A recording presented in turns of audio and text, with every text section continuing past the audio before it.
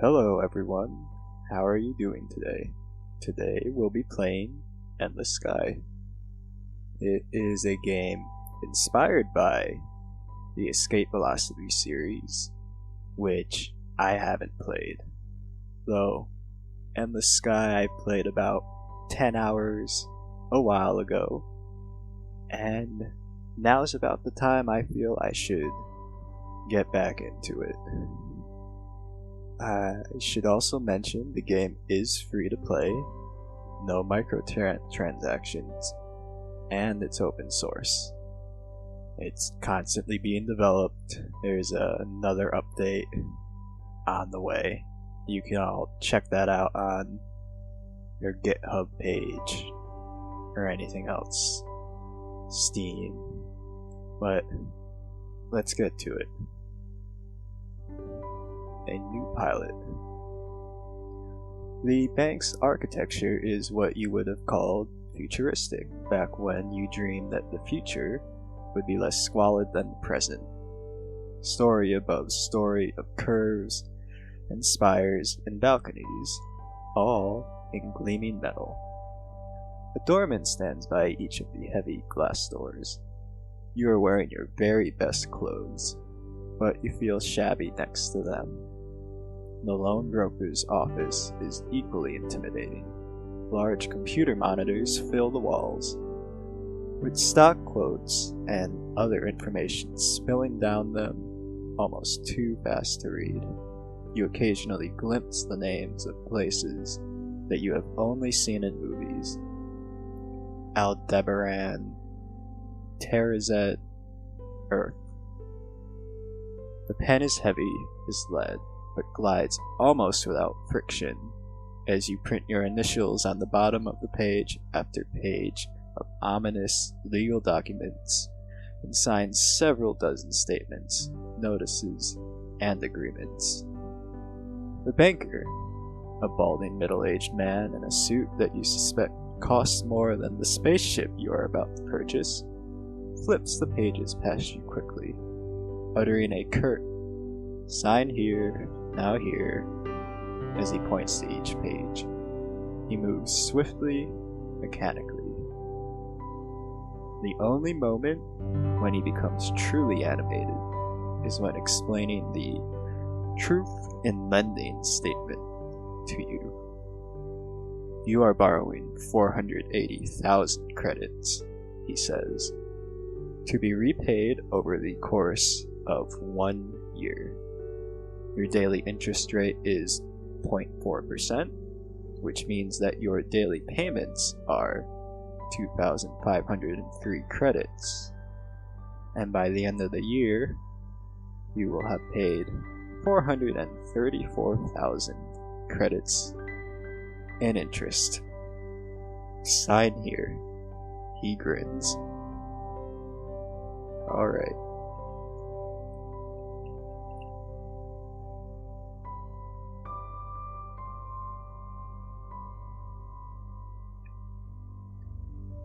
The elevator is so well tuned that you do not even realize it is moving until it has deposited you back in the lobby.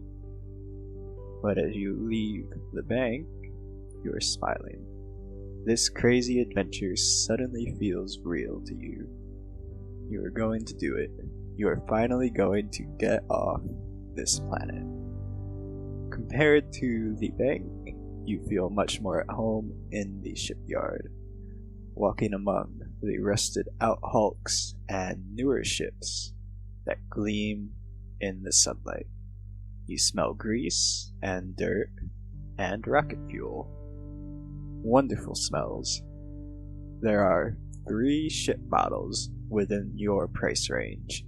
Which one you choose will determine your future.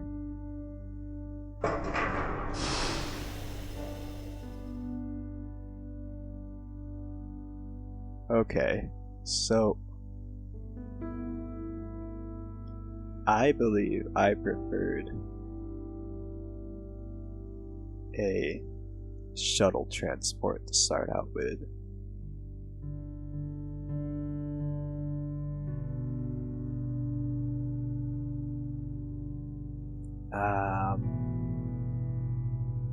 Not designed for any sort of combat, fast and maneuverable,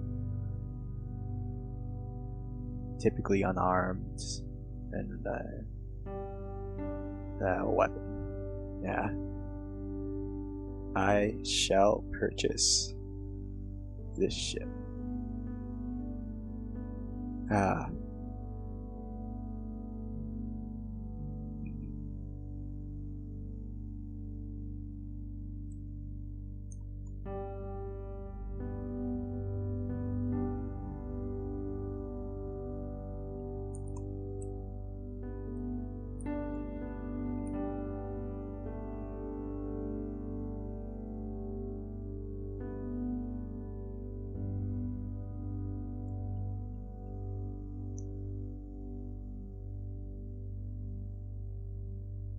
Okay, now let's leave and get on our way.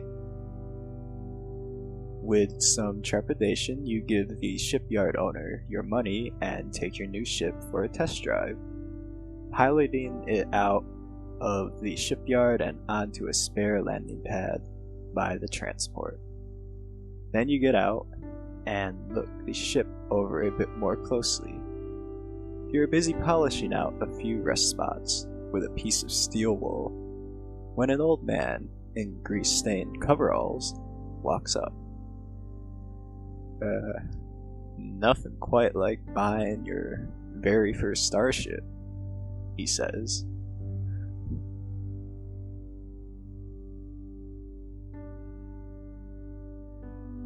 It's nice option there, but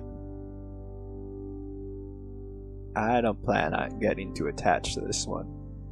Be flying something much nicer soon. He smiles. I'm sure you will, but there's something nice to having a ship you can pilot all by yourself. Believe me, once you have to start managing crew and paying salaries, or keeping track of a whole fleet, you'll miss these days when everything was simple. You're a captain? Was, he says. Sold off my fleet a few days ago, and I already miss it. But it was time. Time for me to retire.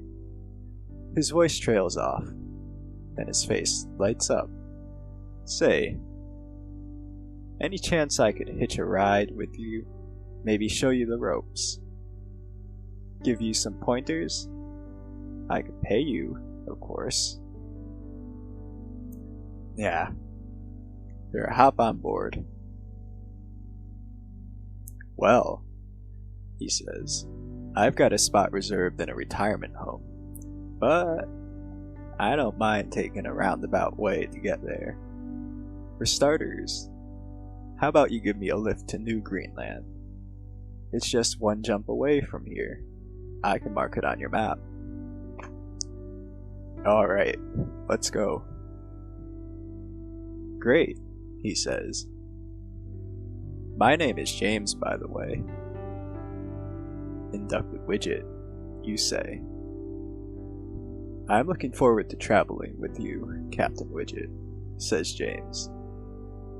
As you're helping him wheel his luggage aboard and showing him his bunk, he says, before we take off, you might head over to the trading center and stock up on medical goods. We can sell those for a good profit on New Greenland, or take a look at the outfitter, if you like. But they don't sell much here compared to on the big manufacturing worlds.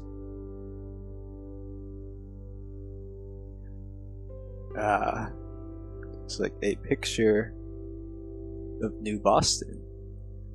New Boston is a completely unremarkable world, except, of course, for the fact that you happen to have been born here. Wonderful. Most of the land is wet and marshy, and the coastal regions are prone to flooding.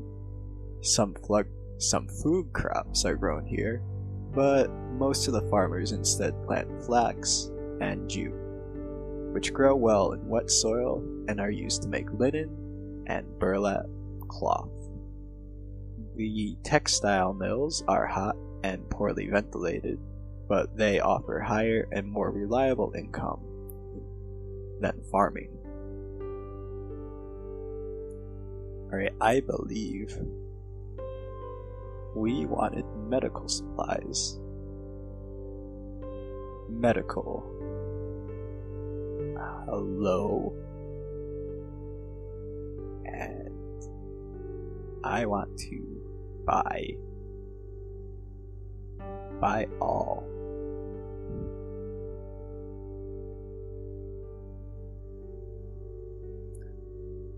Let's go to the job board. A bunch of missions, but for now, we'll come back to this later. For now, I'll follow this old dude that I've offered a ride to. The bank. This displays your mortgage, information about interest, your payment, credit score. That's pretty bad credit score, and you can't take out any more loans. Spaceport. Someday New Boston may be a prosperous enough planet to afford a better spaceport, but not yet. Many of the concrete landing pads have sunk into the muddy soil over the years since they were poured, and are now tilted and uneven. The market where ship captains buy and sell cargo is a large tent rather than a permanent building, but it is sturdy enough to keep off the rain, and high enough for loads to be brought in and out by trucks and the occasional hovercraft. And some enterprising local mechanics have set up not only a repair shop and outfitter, but also a shipyard with several small refurbished ships for sale. How nice. You got the shipyard. Alright, that's all the ships we were offered a moment ago. We can leave this. It's the outfitter. The outfitter is where you customize your ship. All your stats are to the right here. And I'm sure we'll look more into this later, but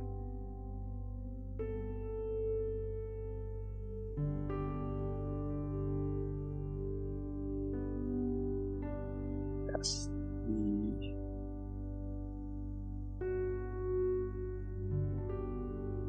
the local map might actually be useful. So this data chip contains complete information on the 12 star systems closest to this one: planets, ports, governments, trade prices, available services, etc. You can get all the same information just by exploring those systems yourself, but having a map can save you from making wrong turns if you are trying to travel through new territory to reach a certain system quickly. Let's purchase that.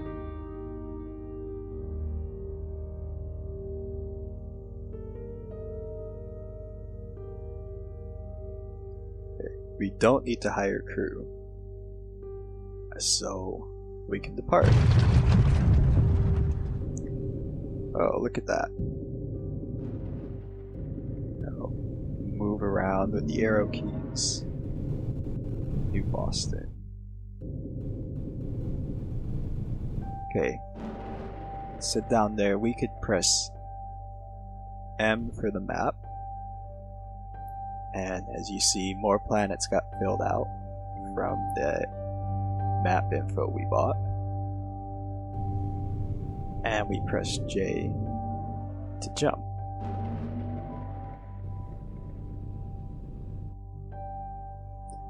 We want it to go to here.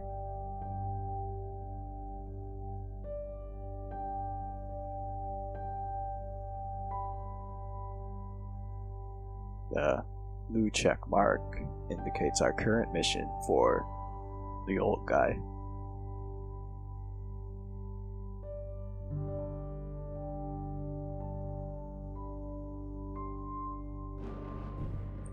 Hold down J, and we can go.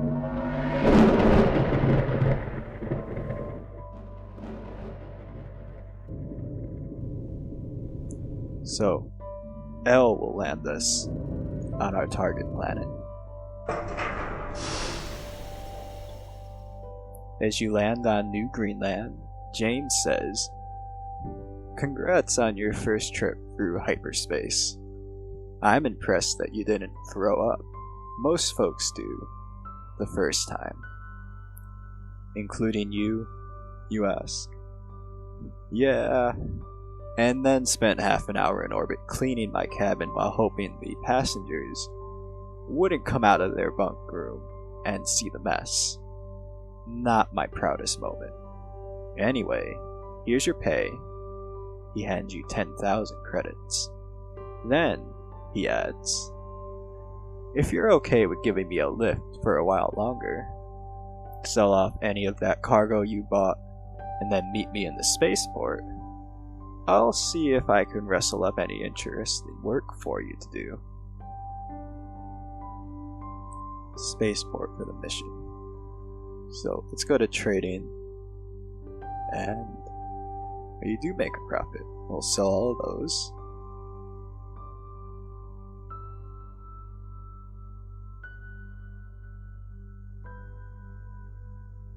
Do I want anything else?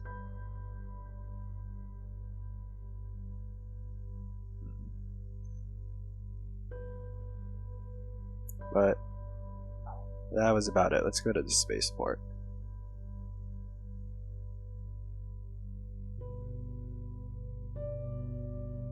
You begin strolling through the spaceport, walking briskly in order to keep warm and wondering if it might be worth investing in a good winter coat for visiting planets like this one. Eventually you find James. He has an entire family in tow. A young couple, an elderly woman, and 4 children who range in age from probably about 3 or 4 up to 12 or 13. "Captain Widget," he says, "wonderful to see you again. I was just talking to this family. They've been having trouble finding a single ship that can give them all passage.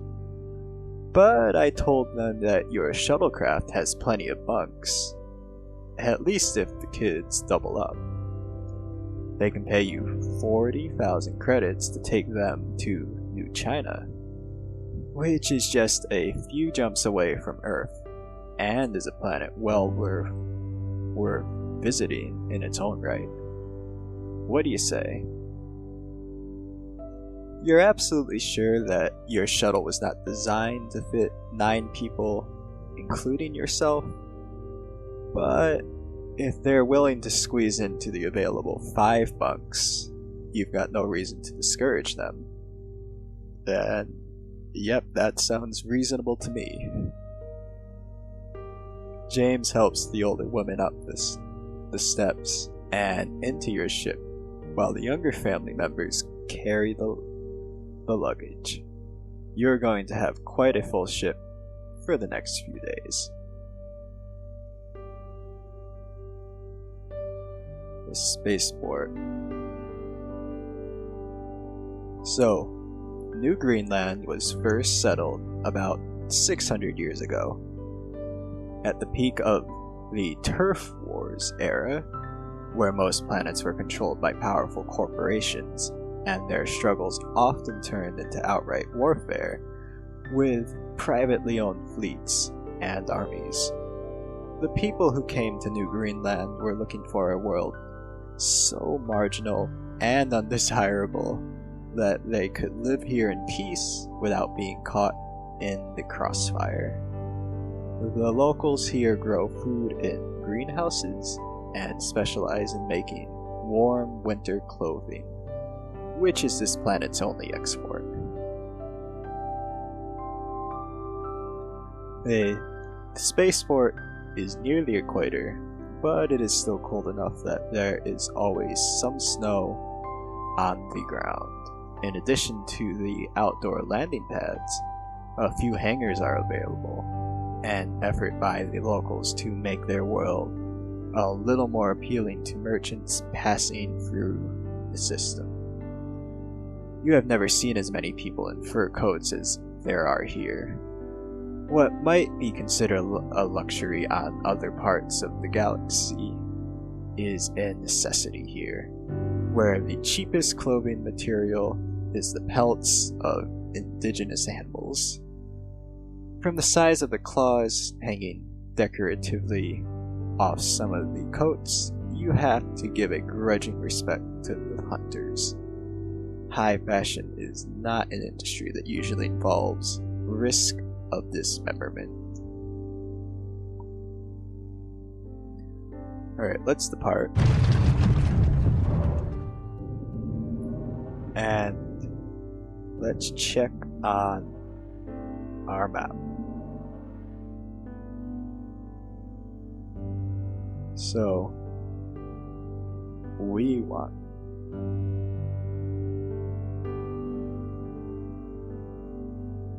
actually, I'm going to land back.